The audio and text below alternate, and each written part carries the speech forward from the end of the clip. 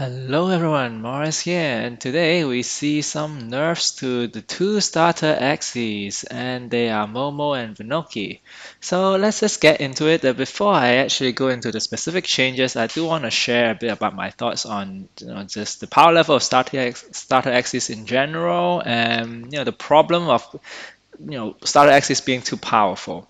So as you probably know, Momo has just been very strong and has been seen all over the place, and Vinoki as well has actually seen quite a bit of play at the top level, and that in itself is really not the bad thing for me. I feel, of course, like the nerfs, some people are happy, some people are not happy. I would say probably more people are happy than but it's really not about that, right? It's more about why. So of course, so far Momo in particular has given some players quite a bit of like not so happy, not so positive player experience. Let's put it that way. Is because maybe their teams are just not strong enough compared to Momo, and yeah, it just gets quite a bit of frustration just because Momo's power level is pretty high. And because of, okay, so there are actually a few reasons, right, why people are frustrated, which I'll go into it later. But I guess there are people who are also not that happy about the nerf, and mainly that's because Sky Mavis did say that they are not going to make any changes during the season in general, right? Not about the starter axes, but in general, right? The balance changes, there won't be any balance changes, but in this case, they did make a balance change to the, or rather, they not going to make any balance changes after they are released during the season, right? Let's say the runes and charms that are released, and of course the playable cards, those things are not gonna change. And of course, in this case, Momo and Vinoki and um, Pomodoro as well, right? They have been released, and now they are actually making changes to them during the season. Is kind of like so-called breaking the promise, but of course, uh, some sacrifices has to be made here, and they decided to basically nerf them. So let's talk about. There's no right or wrong here, but let's talk about like what is the problem of being having starter axes being too powerful. And let me just scroll down here. Of course, a lot of text here. I'm not expecting you to read it. Of course, if you want to read this, do check out the blog post. But the argument here is basically that I feel like having axes that are like good, right? Not I won't say meta defining, but like competitive in itself is not a bad thing, right? Because if you have more different type of archetypes that are competitive, that just means the meta would be pretty good, right? You have a more diverse meta, then you have a positive player experience. But right, the problem comes with the starter X is that is really a combination of accessibility and the reward system, and I guess maybe those two are somewhat related, right? So let's talk about accessibility first. So because starter Axies, everybody get access to them, right? And so, yeah, like everybody is can play them, and if they are so powerful that they can be used to just climb up to the top, which you can see Momo and Vinoki both can like get to top 100, right? So if everybody can get those, and if they can all use those to get to top 100, then it give players a less incentive to play other things, and maybe, well, if you already have the tools to get to top 100, why play other archetypes, right? And so then it creates a problem of, okay, everyone can just use the starter axes to get to the top. Of course, it's not that easy. I mean, you still have to have the support axes, but still, right? If everybody can just have access to a very strong Axie, then a lot of people will play it. And first of all, that has the downside of, okay, if a lot of people are playing a particular archetype, then of course that decreases um, the diversity of the meta. And of course, if you just face Momo every game, then it feels bad, right? So that is part of the problem, is accessibility, right? It's just that if it's too powerful, everyone is just playing this, and not everyone is just not playing anything else other than the starter axes, then that is a problem, just in terms of diversity. And the other problem is really about the reward system, right? It's because at the moment the reward system is very heavily I guess, like um, goes towards the leaderboard, right? So it's still a lot of percentage is from the leaderboard, and even if it's not from the leaderboard, right, the fortune chest and stuff still requires you to win games, right? Meaning you still have to have a strong team, and this is where the problem lies, right? Is that if everybody can just use starter axes and get to the top, right, then who would pay for like pay a lot of money for another team that has just an equal power level, right?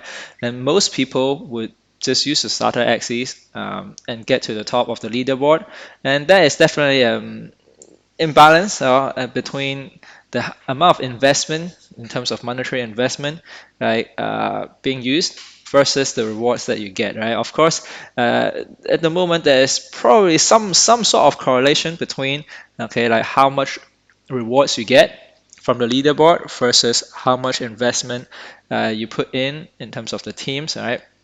Uh, to get to that position in the leaderboard, right? So obviously, like the teams at the higher up at the leaderboard will be more expensive than the teams lower down, right? So, and that feels like fair, right, for a lot of players, right?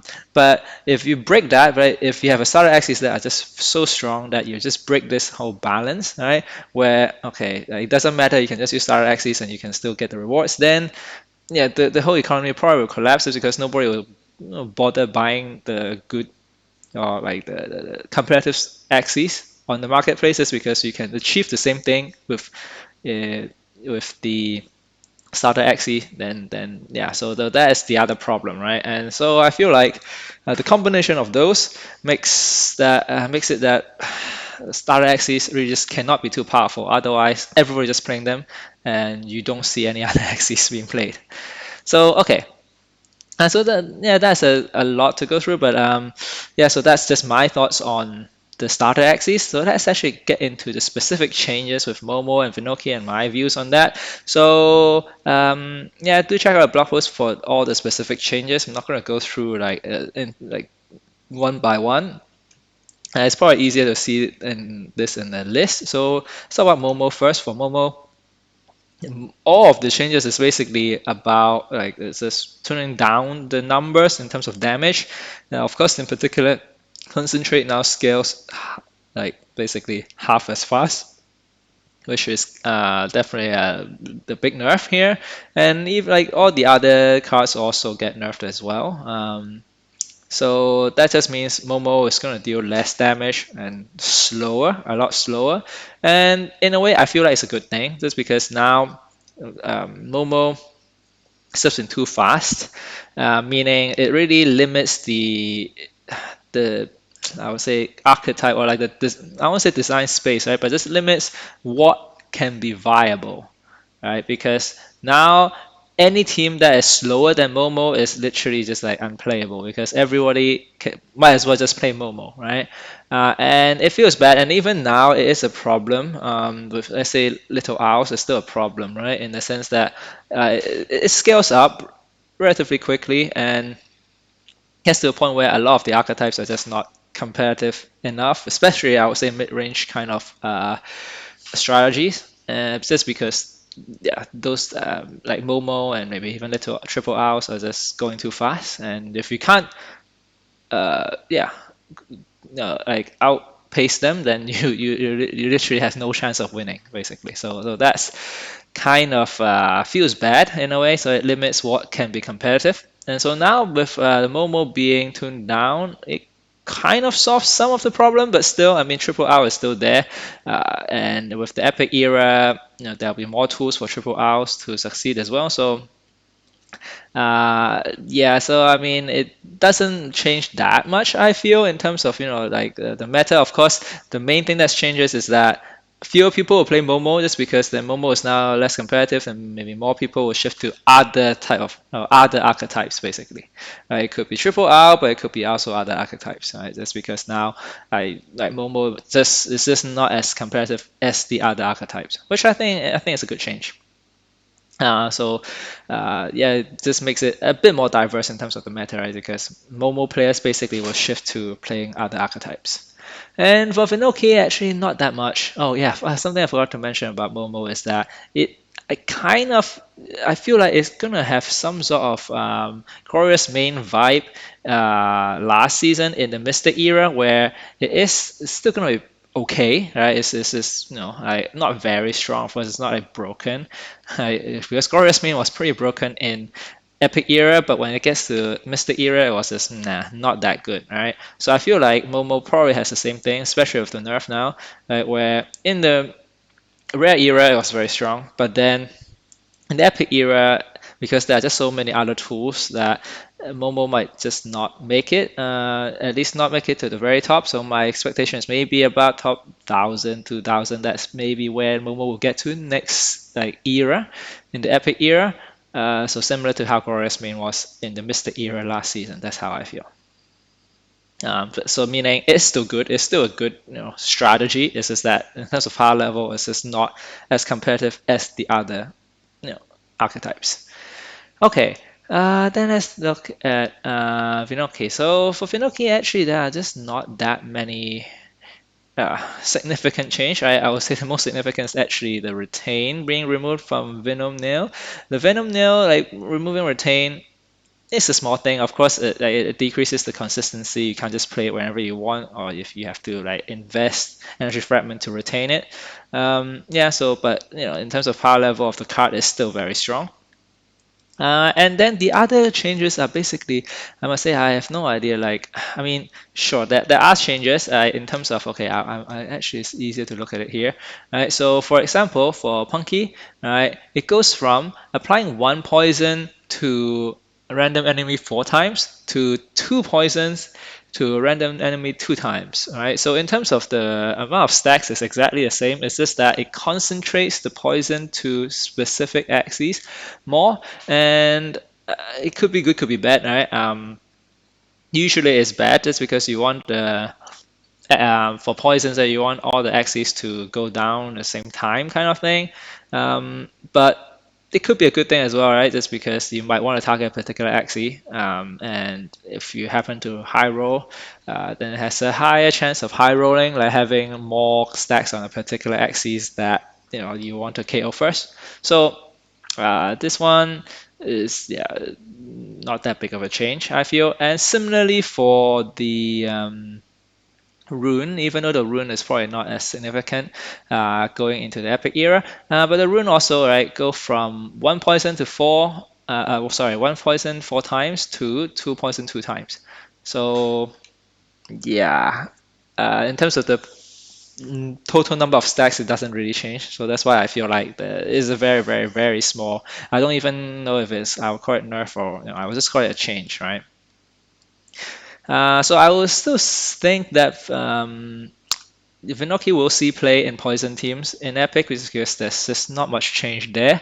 But the rune itself is probably gonna be too weak, I feel, just because it doesn't really do anything after turn 4.